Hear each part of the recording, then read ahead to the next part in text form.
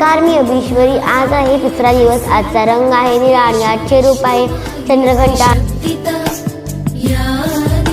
आज आपण आलेलो आहोत कराड रेल्वे पेठ येथील चौंडेश्वरी मंदिरात. श्री चौंडेश्वरी या मंदिराची मूर्ती प्रतिष्ठापना 27/3/1953 चौंडेश्वरीला बनशंकरी आणि शाकंभरी या नावानं सुद्धा ओळखलं जातं.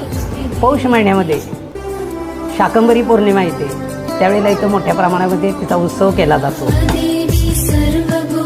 चंद्रघंटा या रूपात तिला 10 हात आणि तिचे वाहन वाघ दाखवण्यात आले आहे. चौंडेश्वरी ही देवाण समाजाची कुलदेवी मानली जाते.